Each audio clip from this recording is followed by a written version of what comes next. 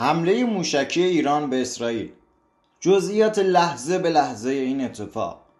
تو این ویدیو قراره لحظه به لحظه این خبر رو همراه با تصاویر و فیلم‌های این ماجرا ببینیم. خب از اول شروع میکنیم. چرا اصلا ایران به اسرائیل حمله کرد؟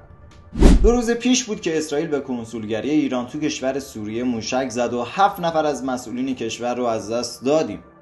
قبل از اینکه ادامه ویدیو رو شروع کنیم یادتون نره لطفاً کانال ما رو سابسکرایب کنید و این ویدیو رو هم لایک کنید. خب بعد این ماجرا به شدت رسانه‌های وابسته به دولت حرف از انتقام گرفتن زدن. اسرائیل هم هشدار میداد که اگه بزنن ما هم جنگ میکنیم. رسانه‌های دولتی ایران ساکت شدن، انگاری که خبری نبود و قید انتقام گرفتن رو زده بودن. دیروز اسرائیل میاد و عکس تهران رو توییت میکنه، مینویسه بیفور به معنی قبل. تاریخ 25 فروردین یا همون دیروز رسانه‌های عربی مدعی شدن که نیروهای ایرانی کشتی پرتغالی MSC رو تو تنگه هرمز توقیف کردن. بعضی از منابع مدعی شدن این کشتی به ایال اوفر تاجر اسرائیلی تعلق داره. ایال جزو 10 فرد ثروتمند خاورمیانه محسوب میشه. ادعاهای منابع درست بود. اون کشتی مال ایال اوفر بود. ایال اوفر میلیاردر اسرائیلی و مالک کشتی تو ایران توقیف شد. شبکه الحدث عربستان در رابطه با این کشتی گفت ایران تصمیم گرفت جواب ترور یکی از مقامات ارشد سپاه قدس رو امروز با مصادره این کشتی پاسخ بده. بعد توقیف این کشتی ارتش اسرائیل گفت عواقب این اقدام با ایرانه. رسانه‌های عبری در این باره گفتن حمله ایران به یک کشتی باری در تنگه هرمز پاسخی به اسرائیل نیست، بلکه پیامی با آمریکاست که میتوانیم تنگه هرمز را ببندیم. ساعت 6 عصر بود که رسانه دیلی میل خبر از این داد که بریتانیا آماده تخلیه شهروندانش از خاورمیانه است. از ساعت 5 عصر تا 7:30 برای بیشتر مردم ایران پیامی هشداری انگار از سوی سازمان پدافند غیرعامل کشور دریافت کرده بودند. توی این پیام گفته شده بود توجه، طی روزهای نزدیک میبایست خودمان را در مقابل تهدیدات موسوم بداریم. لذا در آستانه به وجود آمدن شرایط اضطراری تقاضا میشود فوراً آب آشامیدنی و غذای خشک را تهیه نمایید. این خبر ترسی را تو وجود هموطنانمون به وجود آورد. اما بعد چند ساعت مشخص شد این شماره پیامکی مال سازمان پدافند غیرعامل نیست و یک شماره جعلی و کار یهودیای اسرائیل بوده تا مردم ایران رو بترسونن. ساعت 6 عصر گزارش‌هایی از مردم عادی دریافت شد که ماشین‌های نظامی جنگ الکترونیکی رو تو بزرگراه یاسینی تهران مشاهده کردند. ساعت 9:40 نیروگاه‌های برق تل‌آویو مورد حمله هکری قرار گرفت و برق تو سراسر تل‌آویو قطع شد. بعد از اون خبری اومد. متن این خبر این بود: بر اثر حمله سایبری اینترنت تل‌آویو به طور کامل قطع شده است. رسانه‌های عبری گفتن عملیات ایران تو خلیج فارس خطرناک است و به منزله پیشرفت در نبرد با اسرائیل است. ساعت 10:45 بود که ارتش اسرائیل متوجه خطراتی شد و حدس می‌زد ارتش ایران قرار کاری کنه.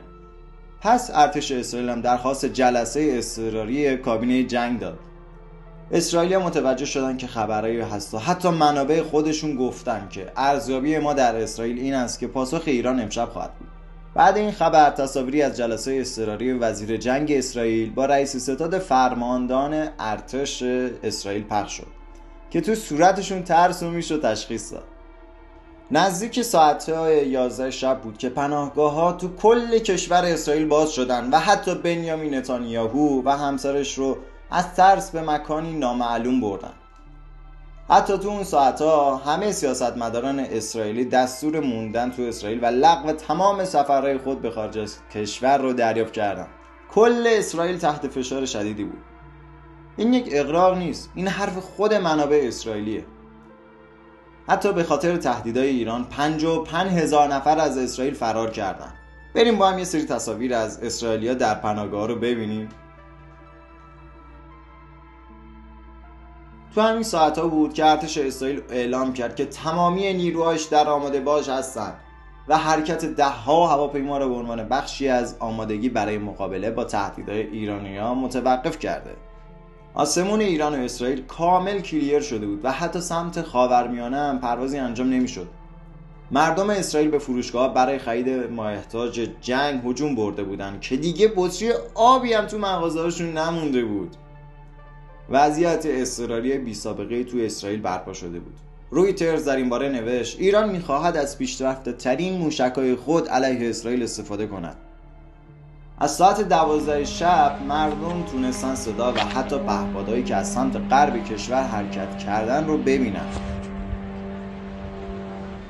سیستم‌های پدافندای اسرائیلی هک شده بود. از ساعت 12 شب به بعد پهپادهایی از سمت ایران به سمت اسرائیل راهی شدند. کل ابرقدرت‌های دنیا منتظر ادامه این اتفاق بودن. هموطنایی که بیدار بودن و اخبار رو می‌دیدن غروری نسبت به قدرت کشورمون گرفته بودن. تلویزیون اسرائیل بعد این خبر اعلام کرد که ما در معرض حمله بزرگ ایران هستیم. اکانت توییتری سپاه پاسداران هم آیه فتح رو خوند. موشک‌های کروز ایران به سمت اسرائیل شلیک شدند. نزدیک ساعت 1 بامداد بود. نتانیاهو بیانیه‌ای در خصوص حمله ایران داد و گفت در برابر ایران هم دفاع می‌کنیم هم حمله. فکر کنم جوک سالو گفت. رسانه‌های عبری مدعی شدند چندین موشک بالستیک از ایران به سمت اسرائیل شلیک شدند. استراتژی ایران برای حمله مشخص شد. بعد رسیدن پهپادها به اسرائیل، موشک‌های بالستیک شلیک خواهند شد و مشخص شده بود پهپادها برای ردگم کنی هستند. همین موقع بود پوتین گفت اگه آمریکا بخواد برای حمایت از اسرائیل به میدون بیاد، ما اینجا بیکار نمیشینیم. کوچکترین تعرضی از سوی آمریکا به خاک ایران ما رو مجبور به حمایت از ایران میکنه. عبدالرحیم موسوی فرمانده ارتش ایران گفت اگه به حملات ما پاسخ داده شود مرحله دوم عملیات خود را آغاز خواهیم کرد. اینجا بود اردن پشت ما رو خالی کرد و گفته بود که ما آماده رهگیری و سرنگونی هر هواپیما بدون سرنشین یا هواپیمایی هستیم که به حریم هوایی اردن نفوذ کنند. ساعت 1:30 بامداد پهپادهای ایران به کربلا رسیدن و بالای بین الحرمین بودند. وقت قدرت نمایی ایران رسیده بود.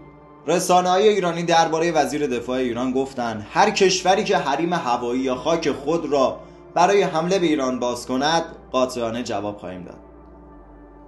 وقت این رسیده بود دیگه این کشور ما باشه کل دنیا رو تهدید میکنه. وقتی داشتم این متن رو مینوشتم و الانم که دارم از روش میخونم خیلی حس خوب و پر از غرور ملی سر وجودمو گرفته. ساعت حدود 2 بامداد اسم این عملیات وعده صادق نامگذاری شد. ارتش اسرائیل به شدت ترسیده بود و متوجه قدرت ایران شده بود. وزیر امور خارجه ایران گفت هشدارهای لازم به آمریکا داده شده است. ساعتهای 2 صبح موشکات شلیک شدند. حامیان فلسطین و یا فلسطینیای ساکن کانادا به خیابونا اومده بودن و حمله ایران به اسرائیل رو جشن گرفتن. حزب الله هم وارد میدون شده، اونم شروع به شلیک موشک به سمت اسرائیل کرد. ساعت 2:21 بامداد به وقت ایران و فعال شدن گنبد مثلا آهنین اسرائیل در برابر پهپادها و موشک‌های ایران بود. اسرائیلی‌ها مثل موش به سمت پناهگاه‌ها فرار می‌کردن. صدای آژیر خطر تو سراسر کشورشون شنیده می‌شد. حمله به اسرائیل شروع شده بود. بریم با هم تصاویر رو ببینیم.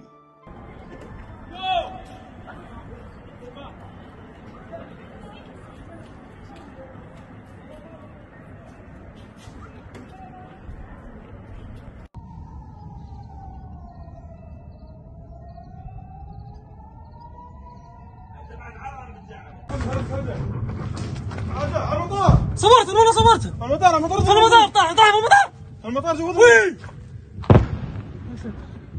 ماشي